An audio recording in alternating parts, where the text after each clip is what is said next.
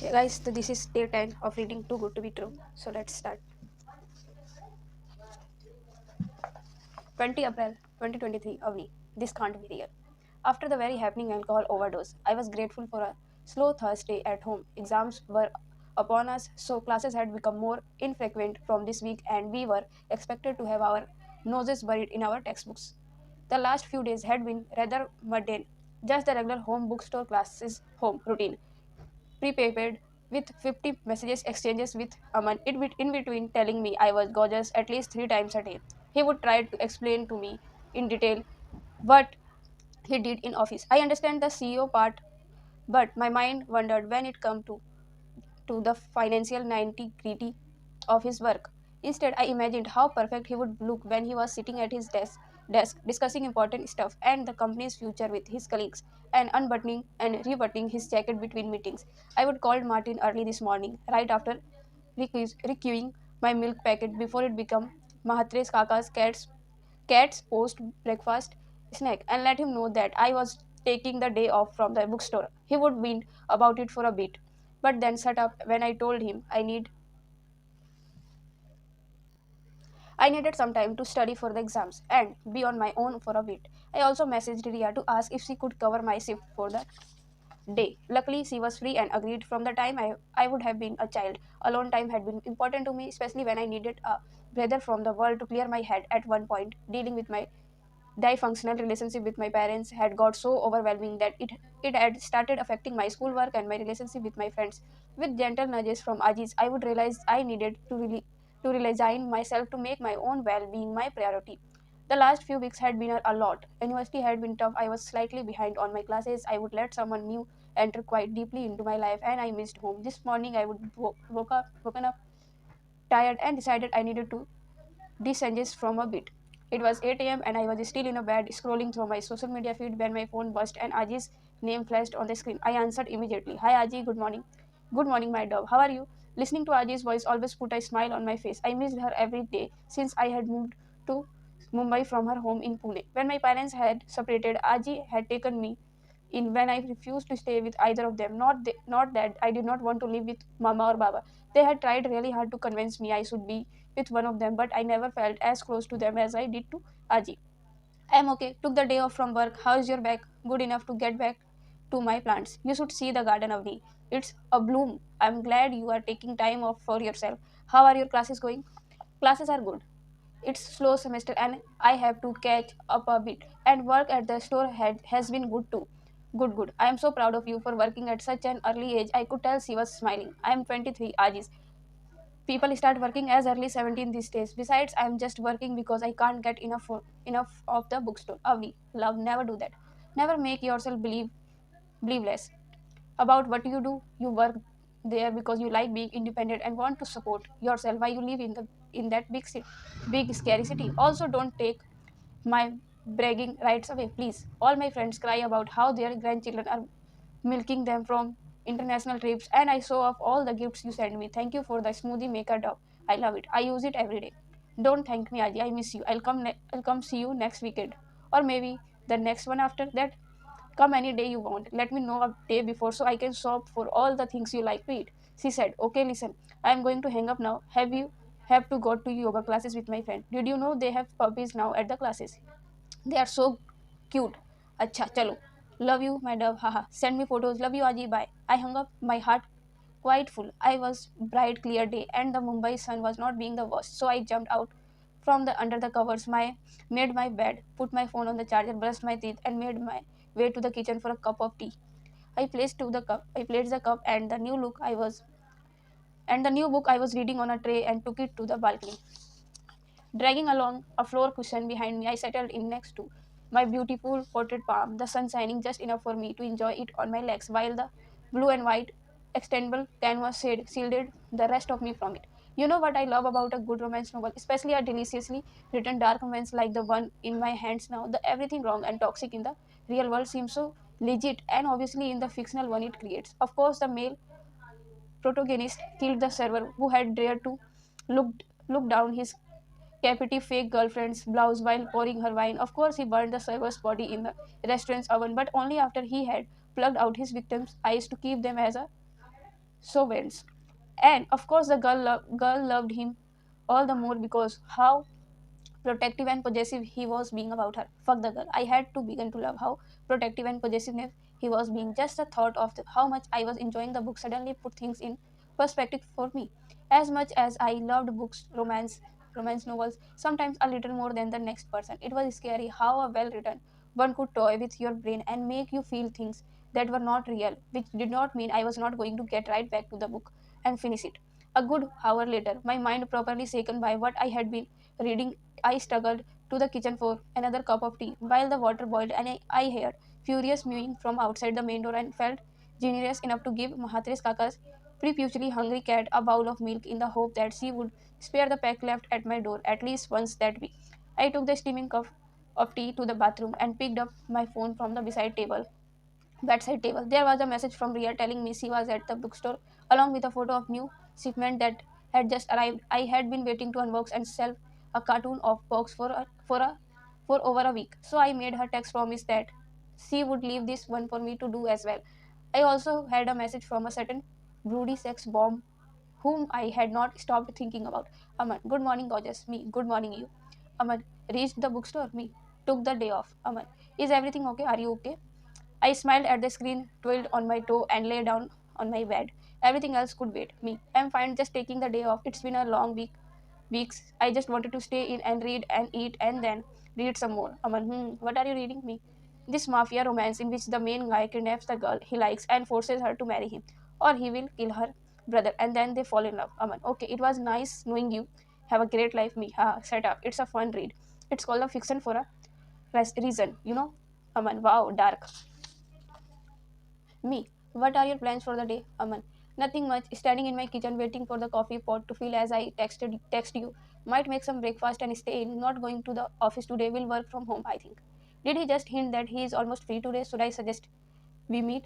If I if he wanted to meet, he would have asked you. He would not go adopt about dropping hints. I could invite him over. You do not want it to look like you are hinting at something else. I just don't want to leave home today. And why are you making this so difficult, Aman? Where did you go? Me, I'm here, sorry. So not much happening with you today then, Aman. No. Me, just staying home and drinking coffee, Aman. Yep. Me, fun. What the fuck? My small talk abilities were clearly non-existent. Aman, Avni, me, yes. Aman, yes, I would like to hang out today. Do you feel like it? I tapped my phone to my forehead and laughed to myself. How did I not to expect this guy to see right through me? He would be been doing it ever since we would first meet. Me, I don't want to leave the house. Aman, okay, coming over the surprises. Me surprises? Aman, I am making your breakfast. Me, careful, Rana. You are going to ruin all the other guys for me. Aman, baby, there will be no guys left when I kill them one by one for looking in your general direction. Me, welcome to the dark side. Aman, see you in a bit. This guy does not cease to surprise me. He was kidding with that line, quoting a classic dark romance hero, right? He had to be. He hasn't the type to be into dark romances either way. Just the fact that he would say the words made him 100 times hotter. I reread his message a few million times and made a mental note to listen more and picture him naked less. When he got here, I would be chill. 40 minutes later, when my doorbell rang, I held myself back from leaping out my couch and letting him in.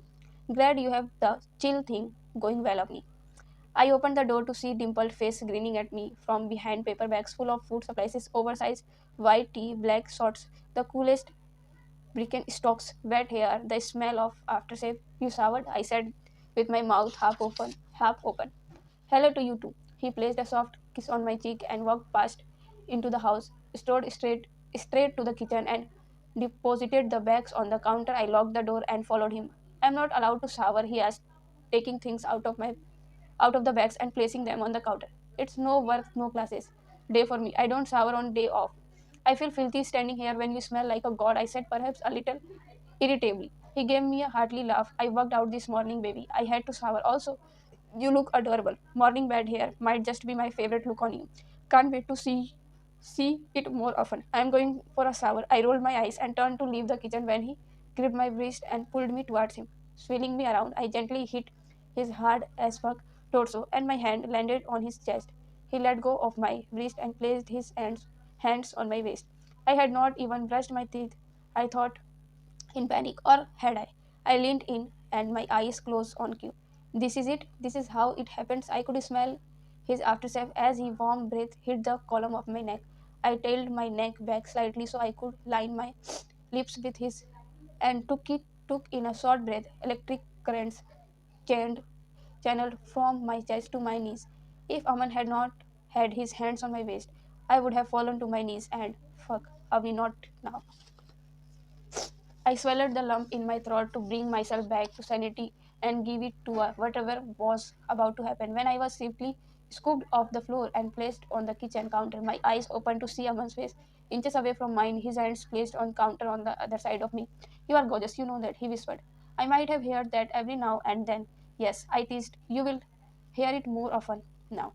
He stared as he was studying my face while I explored his. His curls fell loosely on his forehead. His dreamy brown eyes stayed locked with mine. I wondered what it would be like to run my fingers along his jawline and his hairline and his soldier's hand. Okay, he straightened up without warning. Eggs and French toast sounds good. I swelled and nodded. Coming right up, he started opening the cabinet drawers and the fridge and arranging the eggs, milk, cheese, and bread among other things. Help him, Avni. May I should have jumped off the counter and helped him chop and prep, but my limbs did not respond. I had a hot, dreamy guy in my kitchen cooking breakfast for me on a lazy Thursday morning. This could not be real. So what's your things? I asked in the general direction of the kitchen. Aman asked, peeking out from behind the fridge's half-open door, from where he was taking out a bottle of water. We had just finished one of the best breakfast I would ever had. French toast and masala omelette, both perfect. I would devour massive portions of both in silent admiration, groaning like, never mind. What? And had now finally arrived at putting into words the questions swirling in my mind for a few weeks. Do you have a huge toe or a chalk eating obsession? Or are you a murderer? I asked. What are you asking exactly? He laughed, drying his hands on the kitchen towel. He settled in on the sofa and patted the seat next to him, inviting me to his side. I padded over and sat down facing him with my legs tucked under my butt. Am I a murderer? He pretended to ponder mischiefs in his eyes. Why? Are you into that? Depends. What do you prefer? Halal or chatka? He laughed loudly. Wow, I can't ever predict what's going to come out of that mouth of yours. He continued laughing. It's a valid question. How do you kill your victims quickly? I am very much a poison your victims by cooking them breakfast kind of. How are you feeling? A little dizzy? Maybe I sneezed. Good then. I must be really good at what I do. He tugged at my chin as I kept looking at him. I need to know though. Why do you ask? His face turned serious. Just waiting for the other saw to drop. I don't follow. He creased his brows. I don't how to explain. Please try. Being with you is like being in a public washroom. Wow, baby, that was not what I had in my mind when I asked you to talk dirty to me. He mused. No, I mean it's like when you are in a public washroom and you have left the door shut, but the minute you are butt naked, squatting over the toilet, you fear someone's going to barge in and see you. Like, I know I have locked the door, I have double checked, but I still worry about flashing and unsuspecting auntie. I'm really, really don't. But I mean, I said slowly, nobody is this perfect. There is got to be something wrong with you. There are many things wrong with me. Tell me one thing that you don't like about yourself, anything. Let's see. For one, I don't like that I don't take time out often enough to visit my parents in Missouri. I was going to exclaim that that hardly cut it, but the expression on his face made me pause. Gently I asked, you miss them every day? He looked at his fingers, creasing mine. Slowly he brought mine to his lips. Don't you miss home? I do every day, like you. I might visit my Aji's next weekend in Pune. Oh, tell me about her. Growing up, I was always confused while talking about my family life with my friends, peers, colleagues, or just about anybody. I didn't know how to put my life into words. My parents had separated, but they remained cordial co-dial and shared responsibilities when it came to me. I lived with my grandmother away from both of my parents, and now I lived myself. It was the whys that I never had answer to. Why did my parents separate? Why had not I chosen to live with either of them? She is everything to me. She raised me in her home in Pune till I decided to move to Mumbai for further studies. I miss her a lot. And what about your parents? Are they in Pune too? No, they are not. I knew he was not satisfied with the answer, but he did not push further from what little I knew of Aman. He had picked up on my refusal to answer the question. The rest of the afternoon went by lazily. We watered the plants. I introduced him to Santa Tai, who winked at me and gave me a very uncharacteristic thumbs up in approval as soon as Aman had turned away. We went through the naughty covers of various kinds of romance novels and Glacian photos of Aman's dogs on his phone. This was not how I would expected my Thursday to go. My plan was to eat the previous night's leftover Chinese takeout from the fridge and spend the day reading in bed.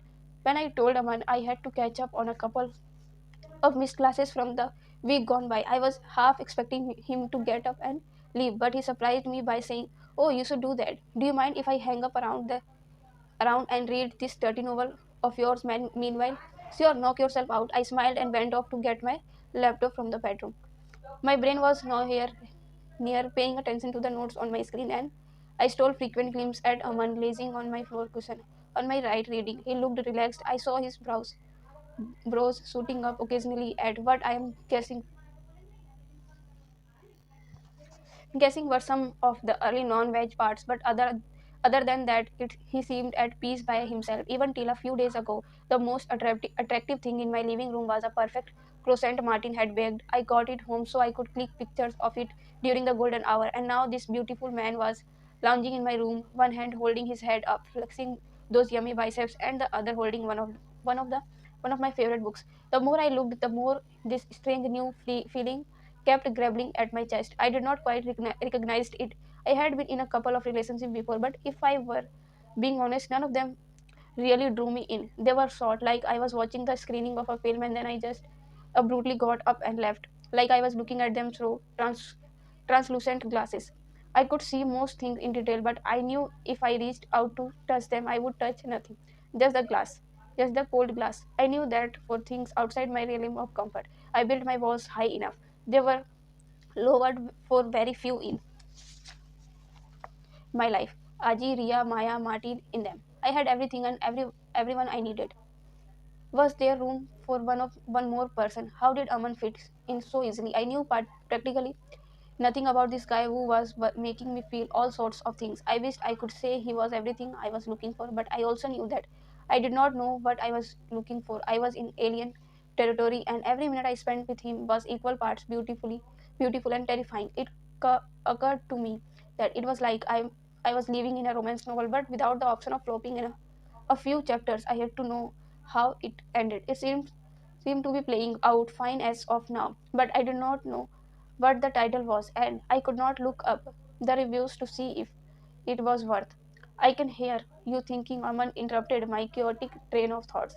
He must have caught me zoning out with my mouth half open and eyes out of focus. Ah, what did you hear? I asked, setting my laptop and turning in my chair. Everything that you wanted to do to my naked body. He sat up and with a smirk and wigged his eyebrows. Okay, that's enough with the romance novel for today, I said and walked over to him.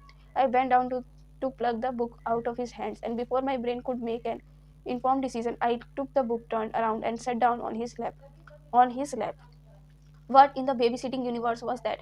Wasn't I just freaking out about how everything was moving so fast?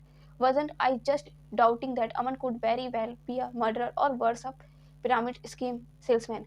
The minute my brain registered what my body had done, I stiffened and stared straight ahead like I had been electrocuted. I should have quickly got to my feet and blamed the whole thing on weak knees. I would not be a complete lie, but I stayed put. I could feel my back pressing against his chest. His hands hovered in the air on both sides of me, like someone was holding a gun to his head, telling me clearly that he was as shocked as I was. His legs stayed frozen under me, and I wished that the earth would just split and swallow me up whole.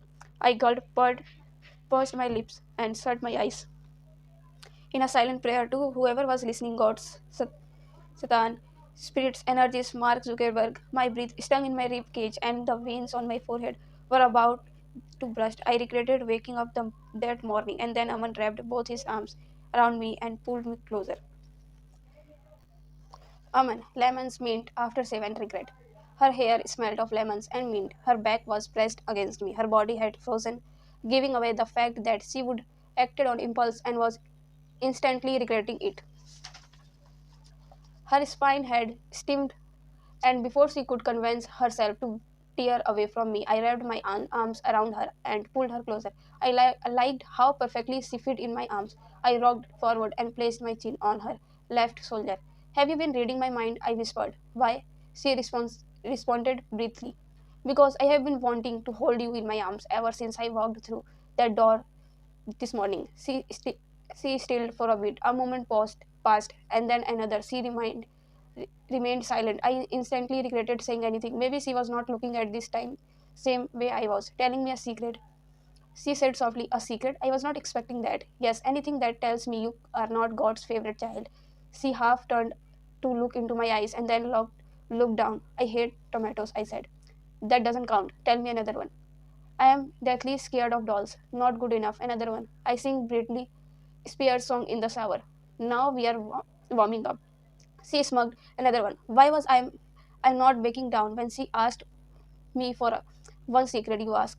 The girl I had thought about every waking minute now for the past few weeks was sitting in my lap, snugged in my arms. She smelled like fresh summer morning, and her skin was soft against my fingers as I traced teeny circles on her arms. She could ask me to run naked on the streets of Mumbai, and I would do it without batting an eyelid. Sharing embarrassing secrets was a fairly easy deal. I have not stopped thinking about you since the first day I saw you, I said quietly. That's not a secret. You have made that clear with all the blatant flirting and smothering eyes. She again turned slightly to face me. I noticed little freckles on her nose that I had been missed before. Her cheeks were slightly pinker than a while ago, and her big eyes looked into my mine. "Tell me something you have never told anyone," she said. Her eyes dropped down to my lips and back to my eyes. "I have never been in love." She stilled in my arms. Her smile dulled over so slightly, giving away that this was not the answer she was looking for. She let her breath out and parted her lips to say something. "Yes, yet," I said quickly. Before she could let a word out, something changed in her gaze. We must have sat like that for a few seconds before she spoke. "Tell me one more secret. I'm going to kiss you now," I said. "But that's not a secret." My voice sounded raspy. "Why?" she asked, swelling. "Because I cupped her face with my hand, and she turned her body towards me. I gently held the back of her neck and pulled her face closer to mine. You knew that already." And then my lips were on hers. "Avni, this guy is mad." I gave it to the scent of almonds after save as I ran my fingers through his ears. I had rehearsed this moment in my mind 1,000 times before. For a brief second, he pulled away to look into my eyes, and then his lips were on mine again, gentler this time, but more deliberate. I felt my lips spreading into a smile when his hand dipped to my waist. "You are ticklish," he murmured, like he was making a note rather than asking me a question. Slowly, he slid his other hand along my waist, and I squealed. "Stop," I said, holding his face in my hands. Wriggling. "Stop the tickles." He paused, but just for a second he went right back in. "Aman, please," I laughed uncontrollably. "Stop." I twisted and turned his lap. "I'll do anything, please," I screamed. He paused. "Anything?" he asked with one brow raised. "Yes." When he stopped, I took a few breaths, still giggling in between. "Be my girlfriend," he said. The words rolled off his tongue like they had been sitting there for a while. He sat up straight and tugged a lock of hair behind my ears. He brushed his knuckles softly against my cheek as his eyes bore intensely into mine, and there it was, the other shoe. It had dropped. This guy was mad, delusional, not in his right mind. Could not he see it was too soon? We would know each other for just about 2 weeks, and he wanted me to his girlfriend. My mind was in a daze. I felt a strange tightness in my chest. This was stupid. This was not right. Relationship does not start like that, or a whim, with no thoughts of the past or the future. Had he even figured out what he did not like about me yet? There was a lot to know, like how could he want to be his girlfriend? What about love? All I could do was stare, which I did for an absently long time before following it up. The one thing that I should have avoided. When I could not find any words to express what I was feeling, I got up and walked away. Aman. Half boners and goodbyes. All right, what just happened? One minute I was kissing her, and then the next I was sitting on the floor cushion with ridiculous half boner because she had simply got up and left. What was I not getting hurt here? When I finally had a grip on my thoughts, I slowly got to my feet and followed her. "I'll take that as no then," I said. The words come out sniper than I had intended them to. I could not put my finger on what I was feeling, but it was not pleasant. The slight sting I felt in my chest was unmistakable. "What?" she said, now pacing up and down in her kitchen. "It's okay, Avni," I said Standingly myself, I overstepped. I'm sorry. She stopped and looked at me. Maybe it was too soon, but I did not regret telling her how I felt. God knows I fell for her the day I walked into the bookstore, and I would say I have not really hidden the way I feel. So why the sudden withdrawal? Was there something I did not know? Or someone I did not know about? I have to get back to my notes. I'll call you, her mind clearly elsewhere. I felt a physical ache steaming from the center of my chest and radiating my shoulders. I was not expecting her to come running into my arms, but surely we could have had a conversation. Could she not see? We would have developed a relationship that was a little different from the unusual. Why was she looking at me like she did not know me? With no words to express my thoughts, I walked over to the table where I had kept my car keys, picked them, walked back to her, placed a kiss on her head, and said, "Okay." Then I walked out of the door. Avni, it's for the best, I think. I must have stood frozen where I was for a good while after Aman left. My brain was annoyingly silent now that I had ruined a perfect moment. Genius. Where exactly did you want to walk away to, Avni? I was in my house, a modest one bedroom flat with a sad excuse for a balcony. It was so teeny that if I drilled for a little too long into my living room wall, I would have left I would have to gift Mahatri Kaka's a painting to hang in his living room too. Maybe I should go after Aman, ask him to come back. But I had done that right thing, hadn't I? It was right for me to not lead him on any more than I probably already had. The voice in my head tightened almost in relief now that it could put the turbulent thoughts about Aman to rest. Now that it was over, but there was another voice inside of me that had started whimpering like it was already heartbroken, like it had let go of something that could have been magical. But was the uncertainty worth it? What was I thinking? Going into this with my guard so I had never done that before. I had been looking out of myself like I always had. Everybody got infatuated with someone every now and then, especially if that someone was Aman. I felt tears pricking the corners of my eyes and forced them shut. There was no reason to overreact. I took in a deep breath and let it out, repeating the sequence a few more times. I would decided to stay home that day, but I knew that would mean more moments of doubt and regrets over the events of the morning. I took quick cold shower to calm my nerves, threw on my t-shirts and leggings, and walked to the bookstore. On the way, I messaged on the group chat to let the girls know I would be chilling at bookstore for a couple of hours and asked them if they wanted to join me for a coffee. Maya responded saying she would be see me there in 30 minutes, and Ria texted saying she would be stepped out for an errand and would be back in 20. When I walked in, Martin was at his usual spot behind the coffee counter, his nose dipping alternately into a book and big mug of coffee. I sat down heavily on the bar stool opposite him. He looked up, then back at his book. "Why are you here? Didn't you take the day off?" "I did," I sucked. But I did not feel like a staying home by myself also. I was craving your eclairs. Babe, my eclairs is off limits. I reserved for hot strangers who promised to never call me after we bang once. He winked. Yuck. I hopped off the stool to pour myself a cup of coffee. "Is everything okay? You look off." "Wow, thanks, Martin. Apologize for not looking perfectly presentable to you too on my day off." I snapped. It kind of slipped out before I could really think it through. The fuck is up with the sass? I shook my head, head and glared at the coffee that was filling up my mug. Martin took 2 steps forward, so he was now standing between the coffee machine and me. "Talk, pitch," he said. But his tone was softer than before. "It's nothing," I replied, trying to keep my voice from shaking. "You want another coffee, Avni?" Martin said, his hand on my shoulder. "Talk something." "Nothing," like I said. "Is everything okay with your boo?" "He's not my boo, Martin. Honestly, calm down. Everything is not a joke." My voice was louder this time, though I did not particularly know what I was mad about. I picked up my coffee mug and made my way to sit my window. I knew I was not being fair. Martin was only checking on me. I looked down at my coffee and muttered a curse. What the fuck was going on with me? I took a few more deep breaths and then got up and walked to Martin, who was now behind the coffee counter. "Sorry, I had a weird morning," I said. "I did not mean to snap at you like hell you did." "What the fuck? What happened?" I kissed Aman. "Can't wait to see you burn this store down when you guys fuck then." He rolled his eyes. "And why was that strange?" "It was not," I snide. Martin brows drew together and he cocked his head in confusion like I was talking to him in Mandarin. "Are you high?" he asked, sounding almost worried. "You kissed that fine piece of man, real estate, and came back with a frown and fuck all attitude." I looked at Martin. "Was it bad?" he asked. "Nope, it was perfect, better than anything I would ever imagined. It's what happened after that was strange." The bell at the entrance dinged as Maya walked in. "What's wrong?" You both look like you have eaten worms, she said as she settled into the chair opposite me. Avni kissed Aman and then came here in a bad mood. And a killjoy vibe. I'm just trying to understand what's wrong, Martin said. You kissed him? Ria squealed from the entrance of the store and as he put a big brown box of something on the floor and rushed towards us. Seriously, Ria, read the room. Maya took Ria's arm and forced her to sit on chair next to hers. She turned to me. We are here to help, Avni. Annie, we can figure this out. Talk to us. It's not a big deal, guys. I don't know what's wrong with me. I sighed again.